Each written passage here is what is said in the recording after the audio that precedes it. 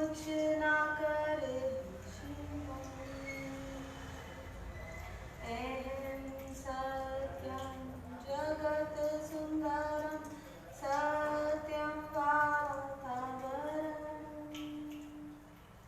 दशांग सत्यं पंचारक सत्यं योग वैयोगा सत्यं सांसी सत्यं नफसी सत्यं सोच ही सत्यं कृष्णांशी आत्मा सत्यं कुछ ना करे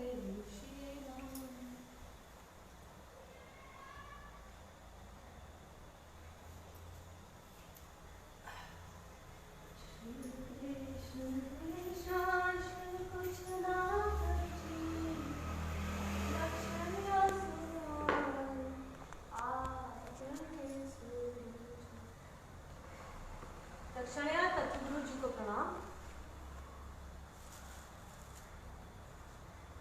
कृष्णीष्ट भगवान को प्रणाम। युगल भगवान को प्रणाम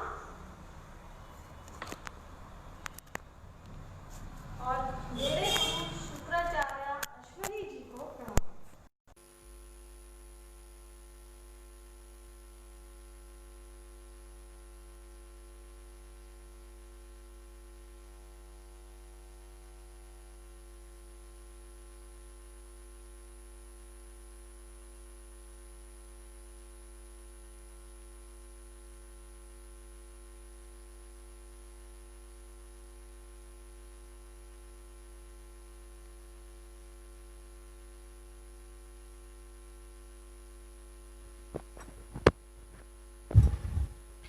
प्रणाम।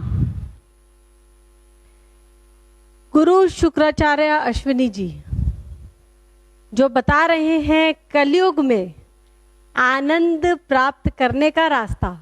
आनंद दरअसल प्राप्त नहीं किया जाता, कोई ऐसी जगह नहीं है, कोई ऐसी वस्तु नहीं है,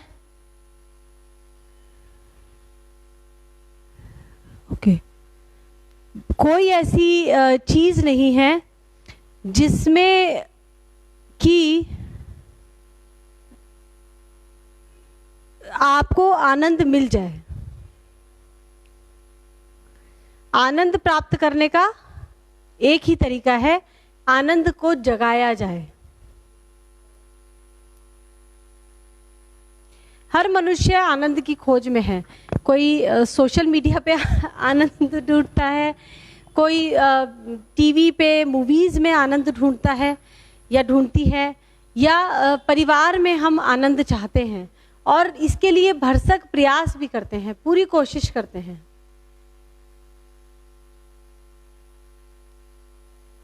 लेकिन आनंद फिर भी नहीं मिलता। और अब तो लोगों ने ये भी कहना शुरू कर दिया है कि ये माया है, मृग मरीचिका है, या जितने भी ये रिश्ते हैं ये सब मोह के बंधन हैं। आपने अपने जीवन को ही माया का नाम दे दिया।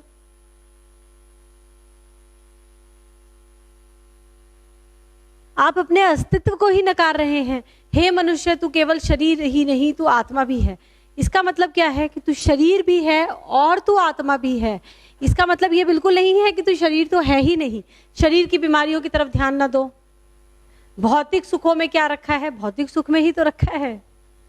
आपको ठीक से नींद नहीं आई तो आप सुबह काम कैसे करेंगे? आपको भूख ही नहीं लगती तो आपको जीवन में रस कहां से आएगा? आपको स्वाद नहीं आ रहा भोजन में तो आपको कहां से आनंद मिलेगा?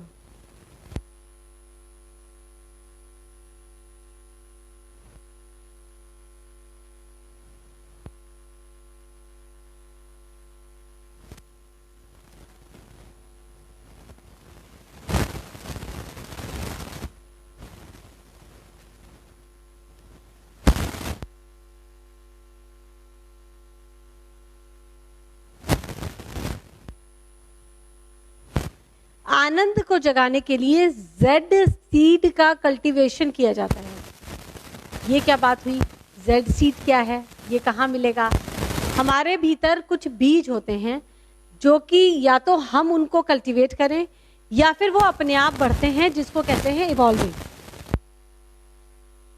अगर हमने स्पेसिफिक प्रोसीजर्स नहीं यूज किए कल्टीवेशन के, जैसे कि आपके घर के बाहर कहीं मिट्टी है, कच्चा है, वहां पे कुछ बीज पड़े हैं, अमरूद के बीज गिर गए, धनिये के बीज गिर गए, तो जो गिर गया और जो उसमें से जिसको हालात मिले वो बढ़ जाएगा। ये इवॉल्विंग की थ्योरी है, प्रकृति के नियमों के हिसाब से, जिसको हम मानते हैं कि प्रकृति के हिसाब से जिसको जैसे हालात मिलेंगे वो वैसे बढ़ जाएगा। तो इस तरीके से सिर्फ जंगल बनता है। आप जंगल में जाएं तो आप देखेंगे कि जिसका जहां जैसे पॉसिबल हुआ वैसे वो उग गया।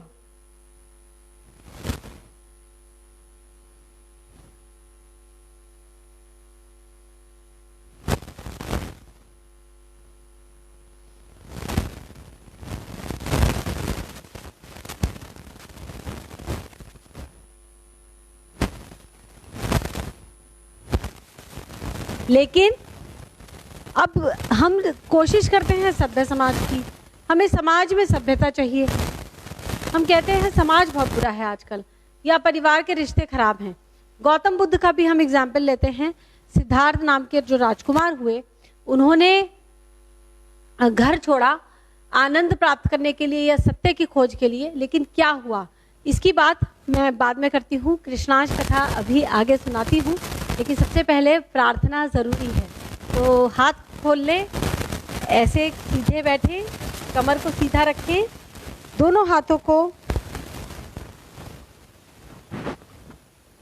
कमल की तरह खोलें।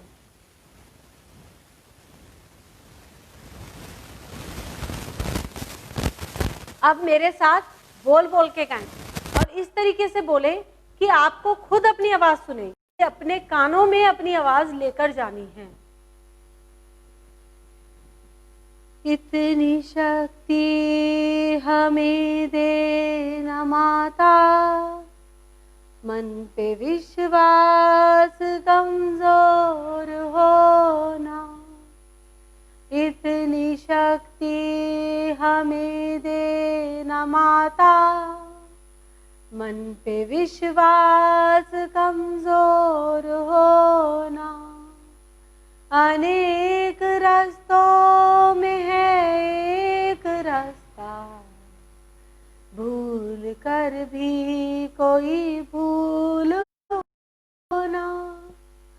योग्यता जो मेरी बढ़ा दे, ऐसा पथ कोई तैयार दो ना। योग्यता जो मेरी बढ़ा दे, ऐसा पथ कोई तैयार दो ना। ज्ञान पथ जो हमको दिखा दे, ऐसा गुरुद्वार तुम हमको दो ना। ज्ञान पथ जो हमको दिखा दे, ऐसा गुरुद्वार तुम हमको दो ना। श्वास पथ पे जो चलना सिखा दे, ऐसे गुरु की पहचान दो ना। इतनी शक्ति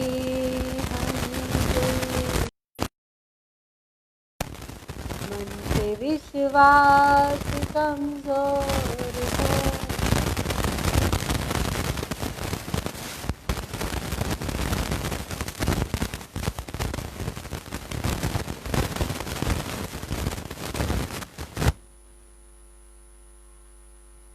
प्रार्थना करने से जितने भी हमारे शरीर के मॉलिक्यूल्स हैं वो बैलेंस में आना शुरू हो जाते हैं। कितने मॉलिक्यूल्स हैं जीवित प्राणी में? 24,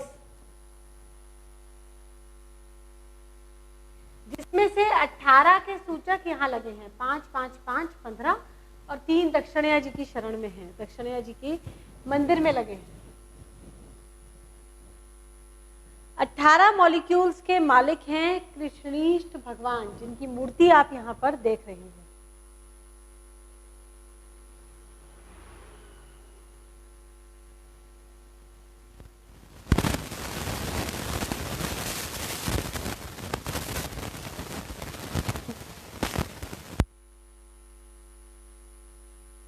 अठारह तत्वों के मालिक का मतलब क्या है कि अगर आपको इसमें से कुछ भी कम ज्यादा है, इन 18 मॉलिक्यूल्स में से आपको किसी भी और की जरूरत है या किसी की कम की जरूरत है, तो आपको कृष्णीष्ट भगवान की शरण में आना होगा।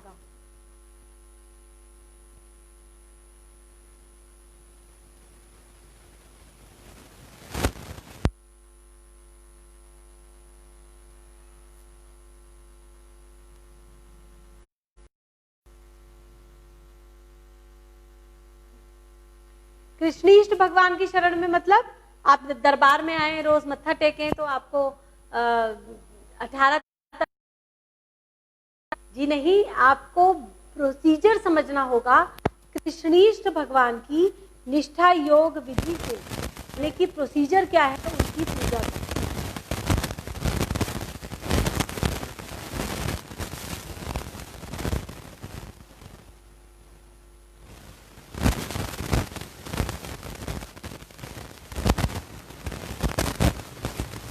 भगवान से हम कुछ प्राप्त करना चाहते हैं तो हमें एक प्रोसीजर के तहत प्रैक्टिस करनी होती है या प्रोसीजर को फॉलो करना होता है। जैसे हम सुनते थे ना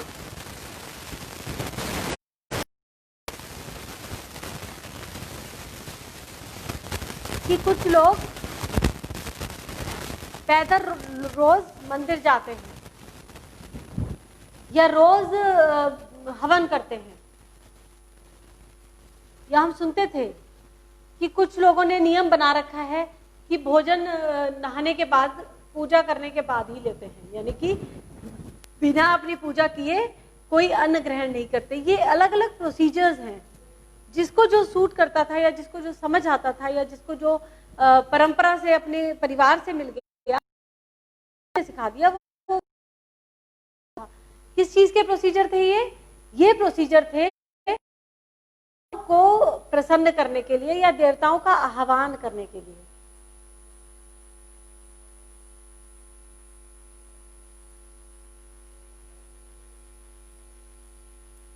देवताओं का आह्वान का एग्जाम्पल हम कुंती से समझते हैं। मंत्र मिला, दुर्वासा ऋषि ने उसको वो मंत्र दिया, उसकी सेवा से प्रसन्न होकर। जब कुंती एक कन्या थी, अविवाहित थी, मैरिड नहीं थी, अपने पिता के घर पे रहती थी, और वहीं पे दुर्वासा ऋषि आए मेहमान बन के कुछ दिनों के लिए। वहीं पे कुंती को उन्होंने वो वरदान दिया कि तुम जिस देवता का आह्वान करोगी वो देवता तुम्हारे पास आएंगे। देवता यानी कि जो देता है, देवता यानी कि देने वाला। ये त्रेता युग की बात है, इसलिए ये सुनने में कुंती को कि देवता आ जाएंगे, मैं मंत्र पढ़ूंगी। को अजीब लगा, अटपटा लगा। आज मैं आपसे कहूं तो आप कहेंगे ये तो कोरी गप है।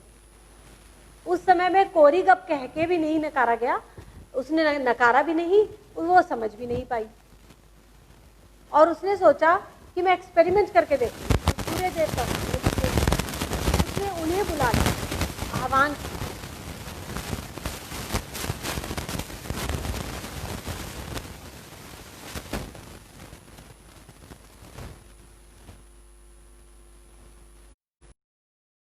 सूर्य देवता आए और उसको संतान देकर चले गए, कर्ण देकर चले गए। अब देवता को सिर्फ प्रोसीजर से मतलब था कि जिसने जो प्रोसीजर पूरा कर दिया और उसने जो मांगा है वो मैं दे दूं। अगर मेरे पास है, मेरे कार्य क्षेत्र में है, मेरे एरिया में है, तो मैं दे दूं।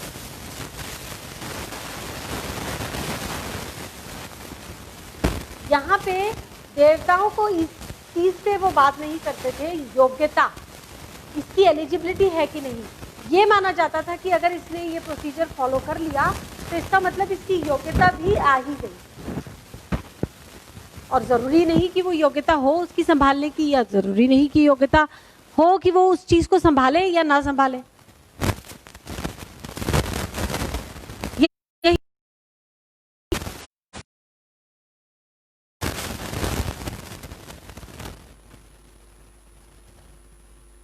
कुंती कर्ण को संभाल नहीं पाई, या उनको लगा कि मैं इस कर्ण को, बेटे को संभाल नहीं पाऊंगी। बेटा तेज लेकर पैदा हुआ, सूर्य का पुत्र था, सूर्य की भांति चमक, कवच, कुंडल, दिव्य पुत्र, लेकिन उसको टोकरी में बहा दिया। हालात थे, कारण थे, कुछ भी थे, उसमें मैं नहीं जा रही कि किस वजह से बहाया, पर कुंती को लगा कि मेरी योग्यता इतनी नहीं कि मैं इसको संभाल पाऊं, और उसने डिस्कार्ड कर दिया बेटे को।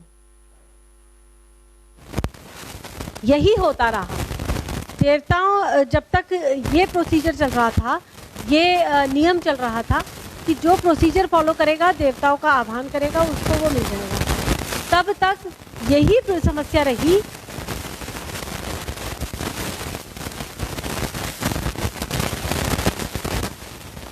कि प्राप्त तो कर लिया लेकिन संभालना नहीं आया।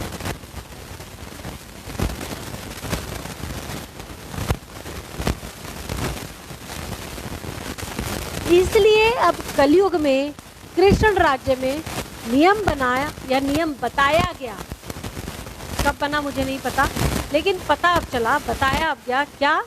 भगवान डिलीवर्स, भगवान देते हैं डिजायर्ड, इच्छा के अनुसार, टू डिजर्विंग डिवोटी।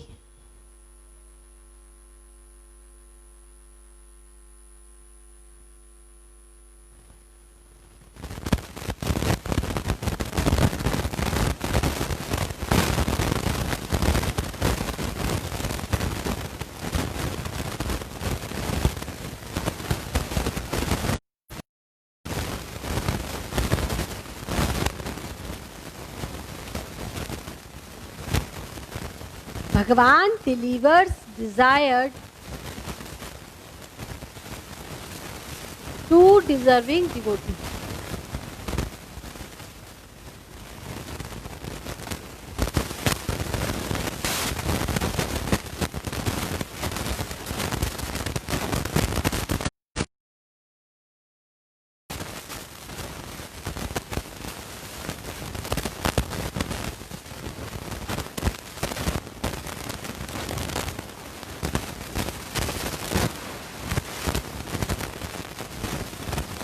तो अब दिक्कत ये हुई, प्रश्न ये आने लगा, और अब देखिए आप, जब से कृष्ण राज्य चल रहा है 2011 से, धीरे धीरे लोग ये समझने लगे हैं, चाहे वो कॉर्पोरेट वर्ल्ड के हैं, चाहे वो पॉलिटिक्स के हैं, चाहे वो टीचिंग के क्षेत्र के हैं, एजुकेशन के, हर क्षेत्र में, हर एरिया में, ग्लोबली कह रही हूँ मैं, इतनी तेजी से चेंज आ रहा है कि लोग एक्चुअली समझना चाहते हैं कि हम कैसे कोप अप करें इन चेंजिंग टाइम्स से। How do we cope up, यानी कि मैं योग्य कैसे बनूं।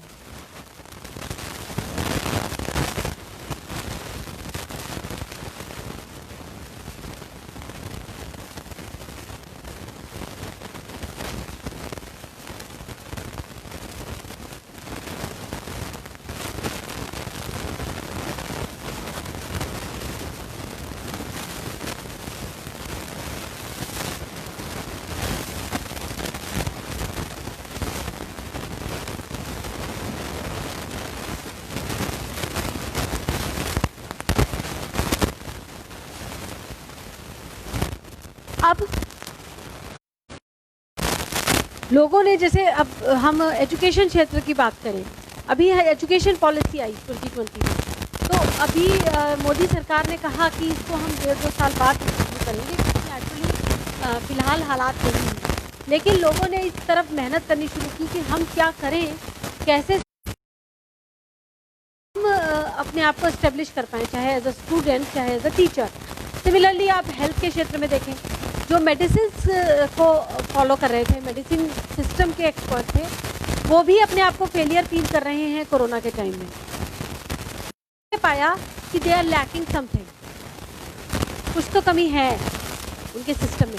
जो योगा के एक्सपर्ट्स थे वो भी इस चीज़ को लेकर स्ट्राइव कर रहे हैं, मेहनत कर रहे हैं कि हम कैसे सर्वाइव करें आज के टाइम्स में, कोई किसी को दोष दे रहा है, कोई अपने हालातों पे रो रहा है, कोई अपनी किस्मत पे रो रहा है या रो रही है, ये अलग चीज है। लेकिन सबसे इंपॉर्टेंट ये है कि how do I cope up with changing times. इसको दूसरे शब्दों में कहें तो how do I become deserving.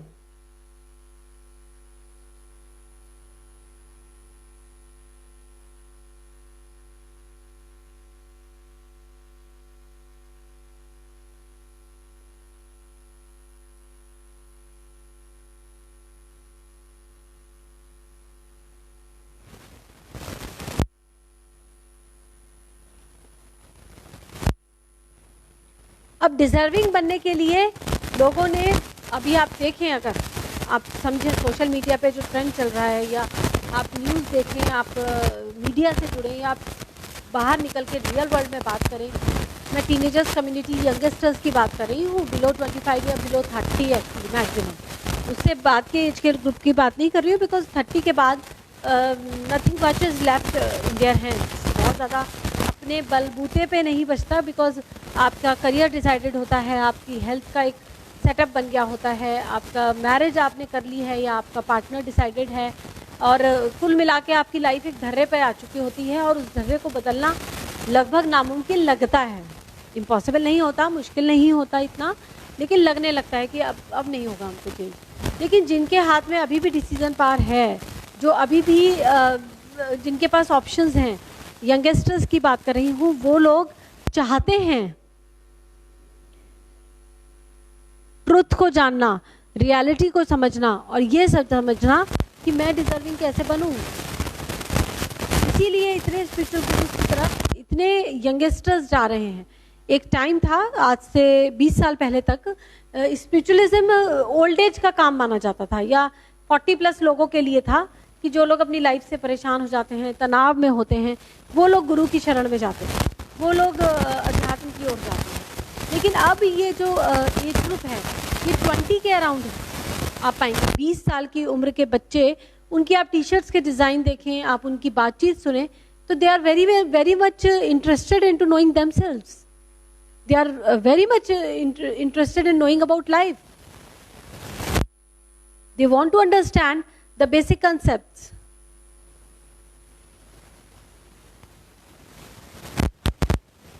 लेकिन यहाँ लेकिन क्यों है? बिकॉज अब वो किसकी तरफ देखे सॉल्यूशन के लिए, समस्या ये है।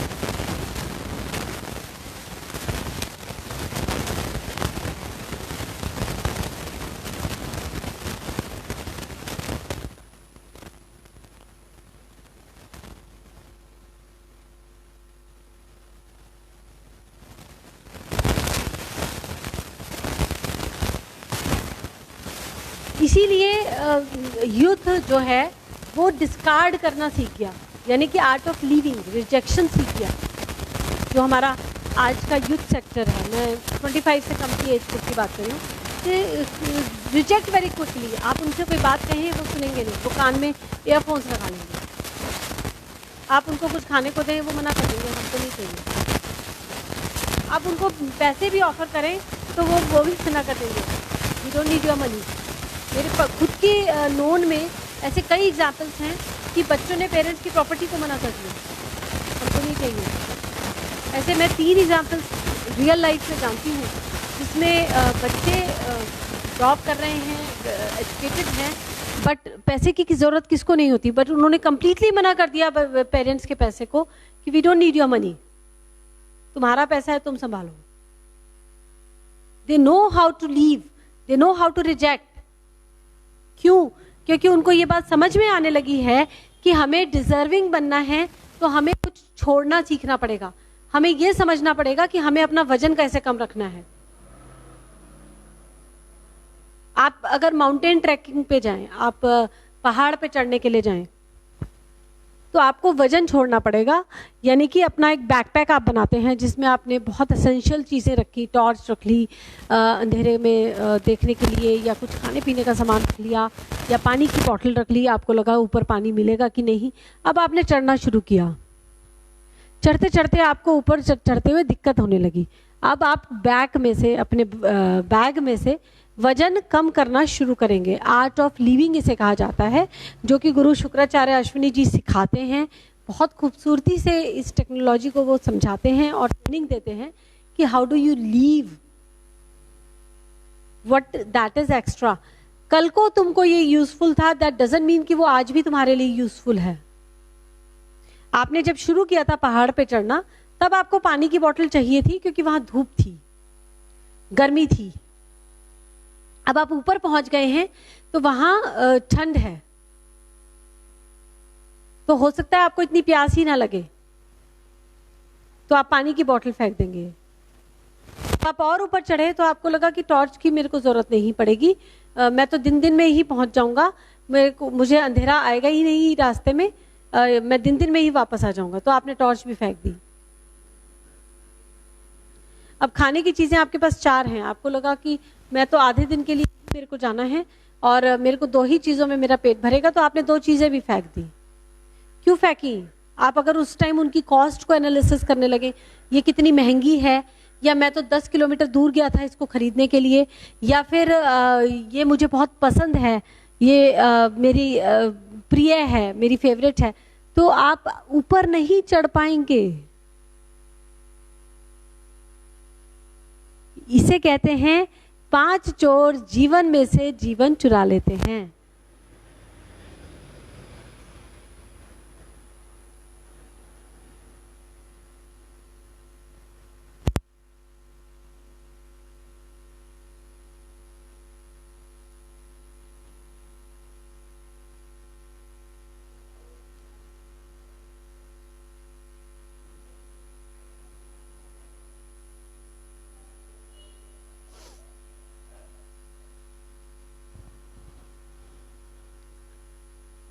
जीवन में से जीवन कैसे चुराया 5 चोरों ने?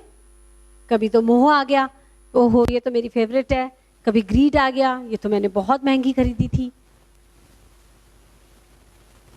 कभी जेलसी आ गई, मैं क्यों फेंकूं, पॉजिटिवनेस, मेरा बैग है। क्योंकि आगे बढ़ते बढ़ते हो सकता है कि आपको पूरा बैग ही फेंकना पड़े, हो सकता है आपको अपनी जैकेट उतारनी पड़े, वजन कम करने के लिए आपको कुछ और भी फेंकना पड़ सकता है, अगर आप पहुंचना चाहते हैं जहां निकले थे पहुंचने के लिए।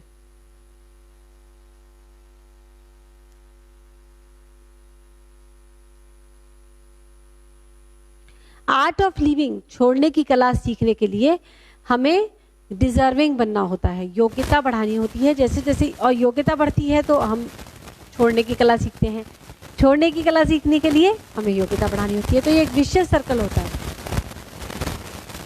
और इसी विशेष सर्कल में घूमते हैं वो लोग आमतौर पे जो सन्यासी बन जाते हैं, साधु बन जाते हैं, भगवा धारण करते हैं। वो योग्यता बढ़ाते हैं जिससे वो ये समझ पाएं कि उन्हें क्या छोड़ना है, कैसे छोड़ना है। फिर वो छोड़ते हैं कैसे कुछ, तो उनकी योग्यता बढ़ती है। फिर वो और योग्यता बढ़ाते हैं कि मैं समझ पाऊं कि मुझे क्या छोड़ना है, क्योंकि एक एक कदम ऊपर रखना है।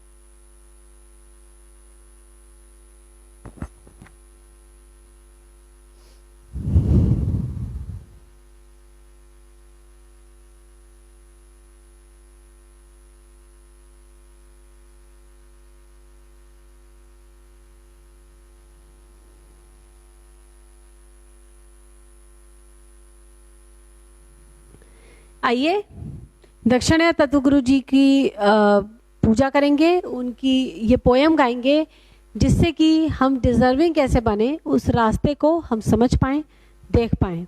सबसे पहले जो हमने प्रार्थना करी उसमें भी हमने यही कहा, योग्यता जो मेरी बढ़ा दे ऐसा पथ कोई तैयार हो देना।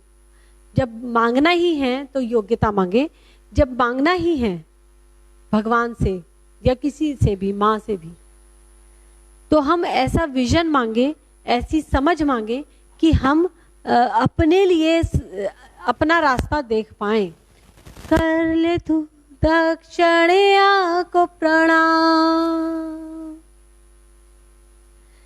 कर ले तू दक्षिणा को प्रणाम।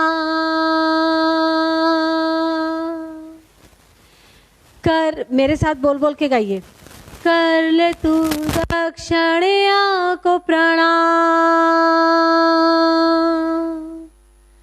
कर ले तू दक्षिणा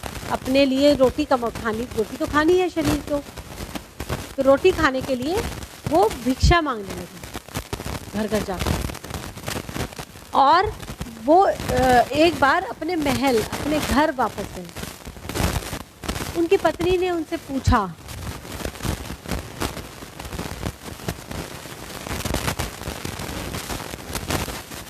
उनकी पत्नी जो कि एक राजघराने की पुत्री थी, राजकुमार से उनका विवाह हुआ था, तो डेफिनेटली वो खुद रानी ही रही होंगी। और उन्होंने उनसे पूछा, सिद्धार्थ से, गौतम बुद्ध जो अब हो चुके थे, कि जो तुमने प्राप्त किया क्या वो तुम यहीं रहकर प्राप्त नहीं कर सकते थे?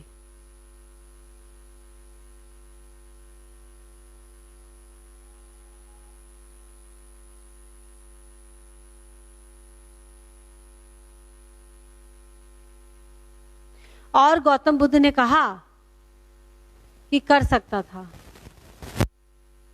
बस यही एक डायलॉग उनके बीच में हुआ।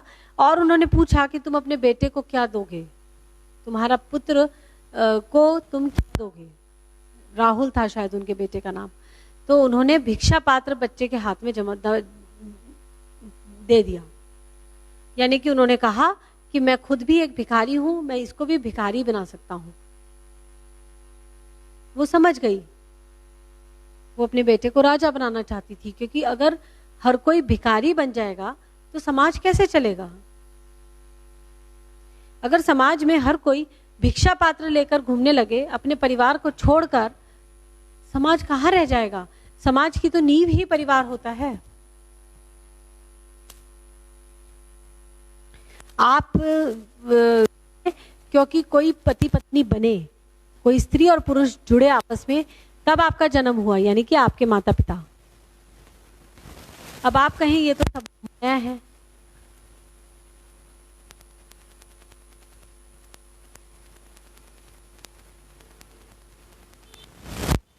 इस सृष्टि को या इस संसार को या इस समाज को नकार के आप डिजर्विंग नहीं बन पाएंगे, ये तय है। अपनी योग्यता बढ़ाने के लिए अपनी जिम्मेदारियों को पूरा करना जरूरी है। लेकिन जो लोग सिर्फ जिम्मेदारियां पूरी कर रहे हैं, जितना उनको समझ आता है, जितना उनको पता है, तो वो लोग कष्टों में हैं, बीमारियों में हैं। आप आम घरों में देखें तो आप पाएंगे कि शायद ही कोई परिवार है जिसमें कोई तकलीफ नहीं हो। मुझे नहीं लगता कि कोई है। अब इन बीमारियों को कैसे संभालना है, कष्टों में खुद को कैसे संभालना है?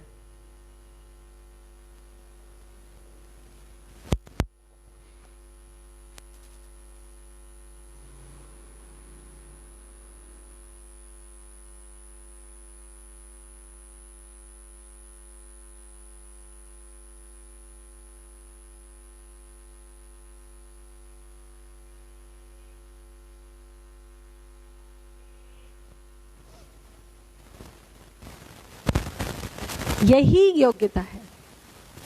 कष्ट आएगा क्योंकि आपने पास्ट में कुछ ऐसा कर्मफल कमाया था। पास्ट राइट्स फ्यूचर, पास्ट लिखता है future, past rights future. Suffering in present, हम भुगत प्रेजेंट में जो भी हमारे पास कर्मफल आ रहा है, जो भी हमने किया था पास्ट में, उसके अकॉर्डिंग हमें विचार मिलता है, हमें कर्मफल मिलता है। और अब हम इसमें क्या कर रहे हैं, उससे फिर हमारा फ्यूचर डिसाइड होता है।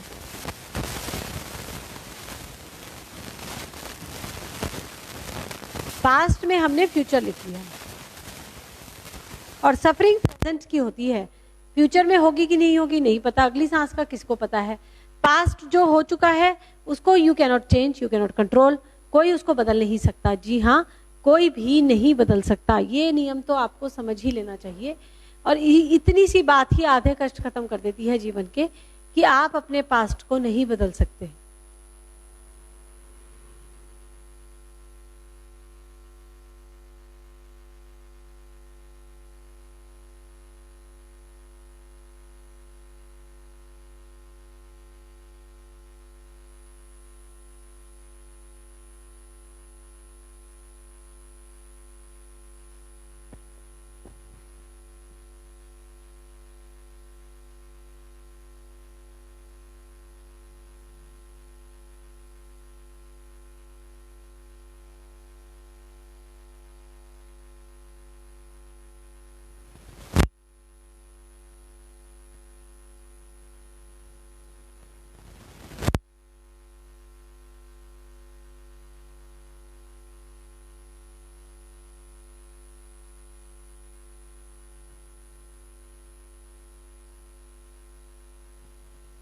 अब पास्ट में आपने जो भी कुछ कमाया वो क्यों कमाया, कैसे कमाया, कमाया कैसे?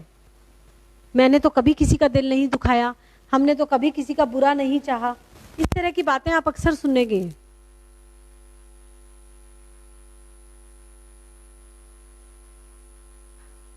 हमने तो कभी किसी को कष्ट नहीं दिया, तो फिर हमें कष्ट क्यों मिला? ये इतना कॉमन क्वेश्चन है जो भगवान से लोग पूछते हैं कि मेरे साथ ही क्यों। और इसका जो एक्सक्यूज मी, जो पॉजिटिव मोटिवेटर्स होते हैं, पॉजिटिव थिंकिंग पे काम करते हैं, या जो लोग मोटिवेशनल स्पीच देते हैं, वो लोग इसका सॉल्यूशन क्या देते हैं कि आपको जब सुख मिलते हैं तब तो आप भगवान से नहीं पूछते मेरे साथ ही क्यों। ये क्या बात हुई? तब क्यों पूछे? दुख आएंगे तभी तो पूछेंगे।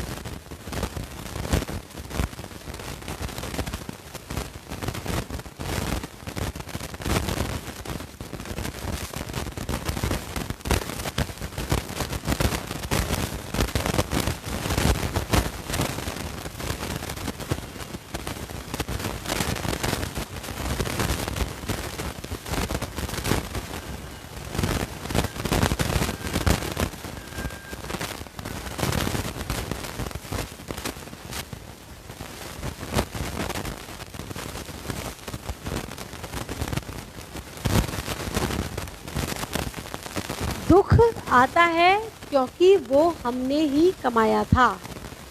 कष्ट आता है क्योंकि हमने कुछ ऐसा किया जिसकी वजह से कष्ट आया। क्या किया हमें तो याद नहीं पड़ रहा। एक तो जब भी सिचुएशन डिस्टर्बिंग है, आपके लिए अच्छी नहीं है या आपको कष्टदायक है आपके लिए, तो सबसे पहले तो ये क्वेश्चन नहीं पूछना कि ये क्यों हुआ। उस समय अगर आप इस क्वेश्चन में पड़ जाएंगे कि ये क्यों हुआ, तो आप उलझ जाएंगे।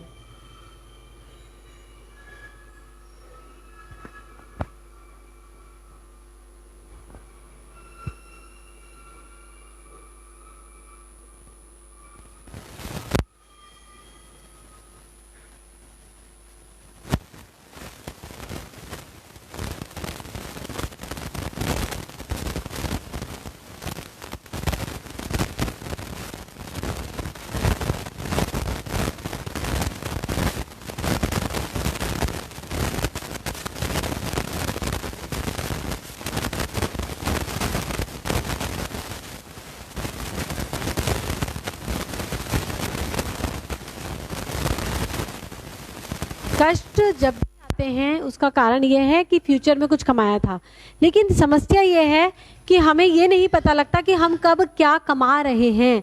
इसीलिए डिजर्विंगनेस नहीं आ पाती, क्योंकि हमें पता ही नहीं हम क्या कमा रहे हैं, हमें पता ही नहीं हम क्या कर रहे हैं। फिजिकली हम जो कुछ कर रहे हैं, जैसे हम जॉब पे जाते हैं या अपनी बिजनेस संभाल रहे हैं, परिवार के साथ समय बिताते हैं, घूमने जाते हैं, टीवी देखते हैं, खाना खाते हैं, ये सब हमारी फिजिकल एक्टिविटीज हैं। इस शरीर की टेक केयर के लिए हम ये सब करते हैं। हस्बैंड वाइफ का रिलेशन इसलिए बनाया जाता है, जो सोसाइटी के एंगल पे हम देखें, कि वो एक दूसरे की का ध्यान रखें, टेक केयर करें, उनकी फिजिकल नीड्स एक दूसरे की पूरी हो एक दूसरे से। और विवाह का आउटपुट है बच्चे, तो बच्चों को पालें, बच्चों को शुरू में कुछ साल संभालना होता है, फिर उनको सिखाएं कि वो कैसे आगे अपने परिवार चलाएं, और ये एक साइकिल चलता है। This is all about physical world.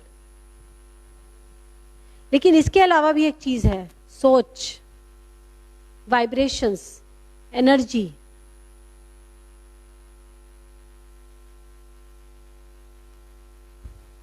और दरअसल जो कर्मफल होते हैं वो वहीं कमाए जाते हैं, यानी कि मेंटल वर्ल्ड में। कर्मफल कैसे कमाया जाता है? जो आपने बुद्धि से निर्णय लिया, उसी क्षण जैसे ही आपने समझ डिसीजन लिया, आपकी बुद्धि ने कहा कि हाँ ये सच है। जैसे आप कुछ दिन सोचते रहे मेरा बॉस लालची है, मेरा बॉस लालची है, मेरा बॉस लालची है। एक दिन आपने कहा हाँ वो लालची तो है, तो आपने किसी को कुछ नहीं कहा, आप अपनी नौकरी करते रहे, आपने किसी को कुछ नहीं बताया, लेकिन आप कमा रहे हैं। बस यहीं पे नहीं पता होता कि हम कमा रहे हैं। हम सोचते रहते हैं, सोचते सोचते कमाते हैं, बुद्धि डिसीजन लेती चली जाती है, हम कमाते चले जाते हैं। यानी कि फ्यूचर हमारा लिखा जा रहा है, लिखा जा रहा है, लिखा जा रहा है, हमें पता ही नहीं हम क्या लिख रहे हैं। क्यों? क्योंकि अपनी बुद्धि हमारे नियंत्रण में ही नहीं है, हम अपनी बुद्धि को कंट्रोल में नहीं कर पाते, हम अपने मन को कंट्रोल में करने लग जाते हैं, हम इसमें कंट्रोल में लग जाते हैं कि हमें ये विचार आए ही ना। जैसे कि बहुत हैरानी की बात है, एक बार एक पिता ने ये बात कही, मुझे किसी ने बताया था कि उनके मन में ऐसे विचार आए कि वो अपनी बेटी के साथ खराब रिलेशंस रखते हैं। अब वो इस बात से बहुत ज़्यादा डिस्टर्ब थे कि ऐसे विचार भी मेरे मन में कैसे आ सकते हैं, जबकि विचार आपके मन में आ रहे हैं वो डिस्टर्बिंग नहीं है। डिस्टर्बिंग ये है कि आप उन विचारों पे टिक कर रहे हैं, हाँ कर रहे हैं, अगर करते हैं। अगर आप रिजेक्ट कर रहे हैं तो रिजेक्ट कर दें, बस बात खत्म। ये जो क्यों है, ये विचार क्यों आया, यही या ये कष्ट क्यों आया, यही क्यों आपको पता नहीं लगता कि आप कितने और फ्यूचर के लिए अपने लिए परेशानियां खड़ी कर लेते हैं।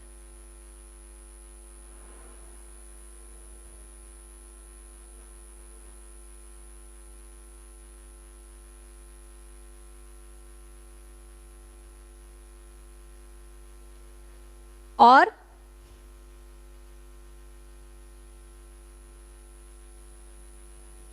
जब भविष्य में कर्मफल आते हैं, अब आपके किसी ने आके मुंह पे बोला तुम लालची हो, तो आपको कष्ट होता है। आपके ही फैमिली मेंबर ने कहा, आपके ही परिवार में किसी ने कहा, तो आपको बहुत कष्ट होता है। मैंने सारी उम्र इनके लिए इतना किया, इन्होंने मुझे लालची कह दिया। कर्मफल आपका है कि आपको ये कष्ट सहना पड़ रहा है। आप बिजनेस रिलेशंस में बिजनेस को मत लाइए,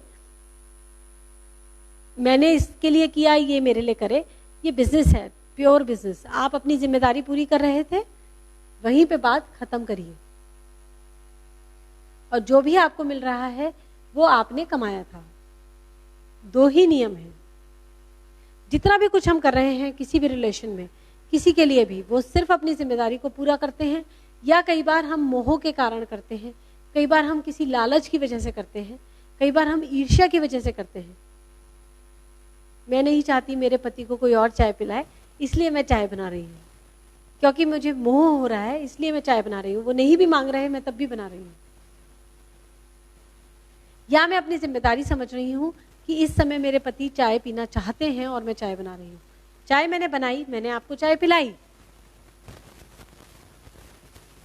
और मैं सोचती हूँ कि मुझे इसी का परिणाम मिलेगा। नहीं, परिणाम इस चीज़ का मिलेगा कि मैंने मोह था, लालच था, या जिम्मेदारी थी, या क्या था, या कोई डर था, वह अगर मैंने चाय नहीं बनाई तो ये सब्जी नहीं लाएंगे।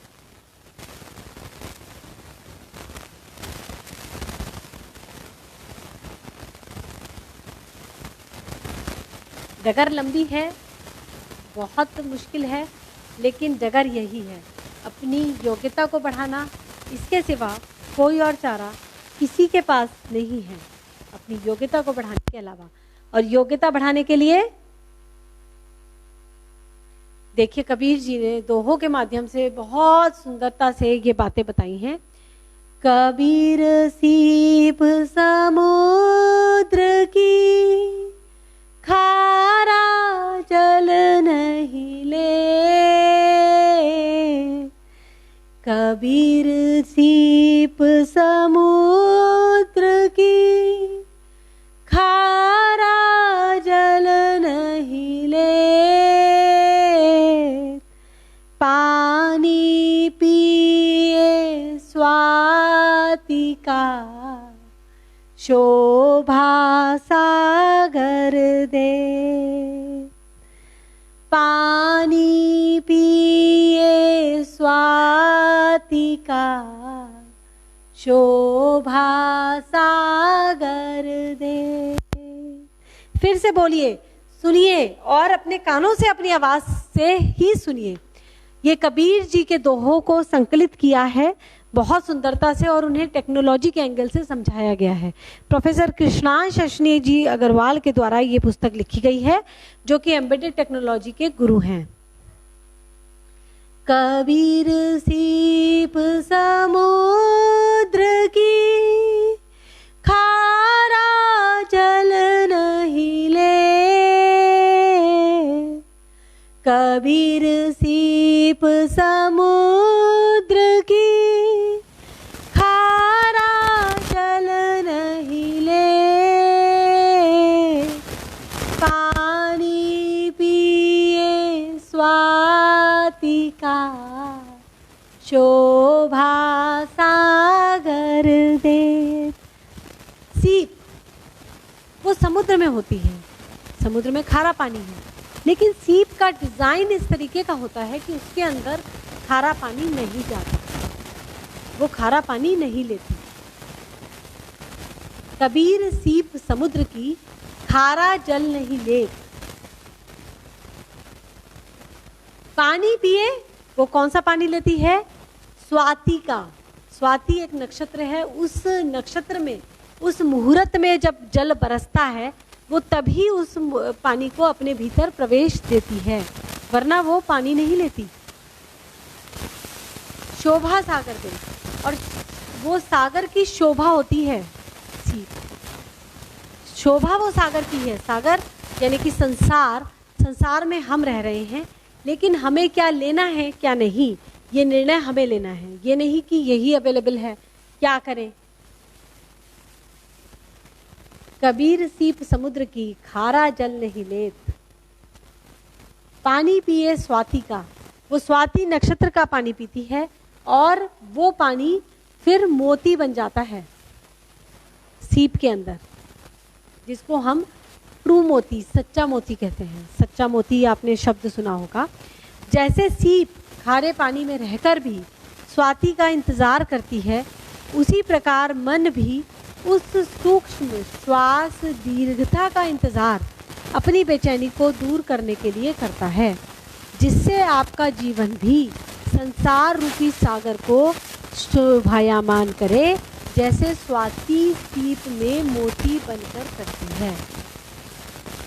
स्वाति का जो जल है, जो स्वाति नक्षत्र का जल है, वो मोती बन जाता है और वो पूरे संसार के लिए शोभा की वस्तु बनता है। ये कब होगा? जब आपको आर्ट ऑफ लिविंग आएगी, खारे पानी को रिजेक्ट करना आएगा, ये पहचान होगी कि ये खारा पानी है।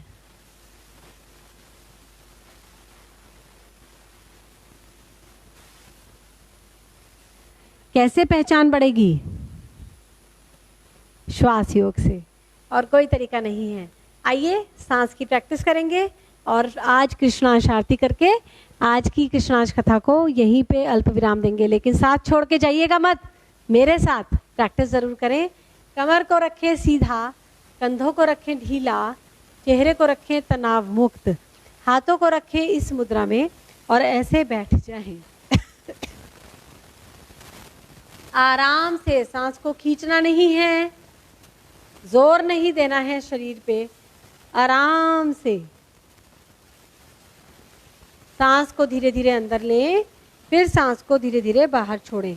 जब आप सांस अंदर ले रहे हैं, इनहेल कर रहे हैं, तब आप हाथ को ऊपर की ओर लेकर जाएं, और जब आप एक्सहेल कर रहे हैं तब आप हाथ को नीचे की ओर लेकर आएं।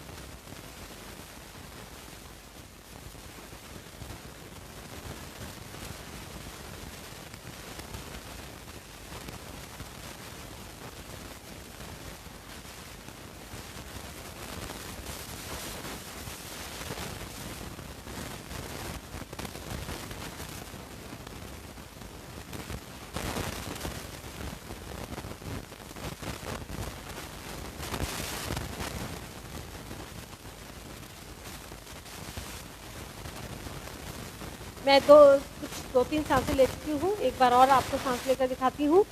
देखिए ध्यान से।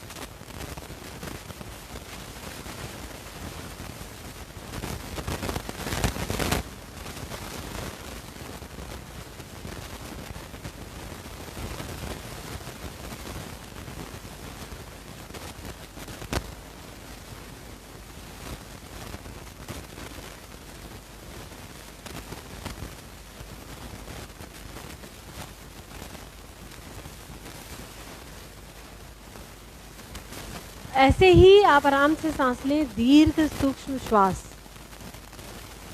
सांस लंबी होती है, इनहेल और एक्सहेल टाइम बराबर होने लगता है विद टाइम, और सूक्ष्म होती जाती है सांस आपकी, और ये आपके लिए एक दवाई का काम करना शुरू कर देती है, और आपकी योग्यता भी बढ़नी शुरू होती है।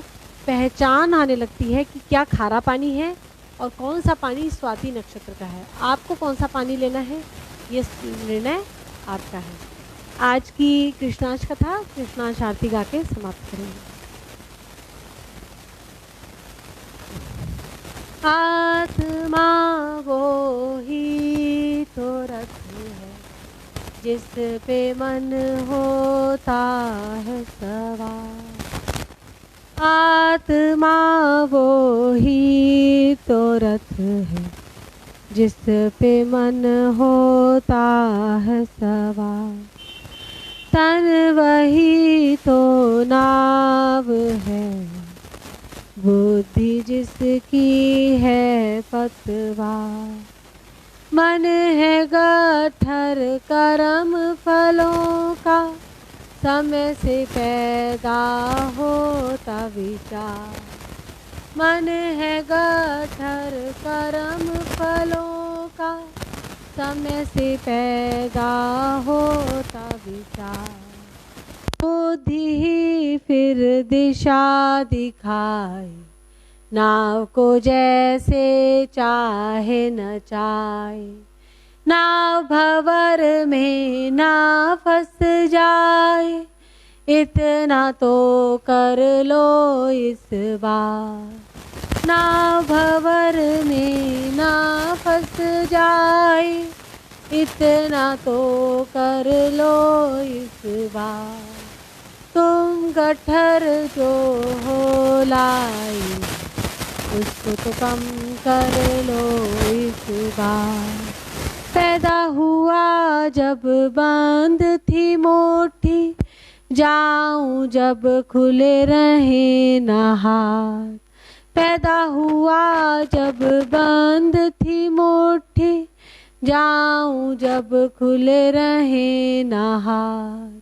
जो लाई हूँ खर्च है करने, बढ़े ना माँ तुम देना साथ। दुआ तेरी बस यही अपेक्षित, दिशाहीन ना हो जाए जीवन।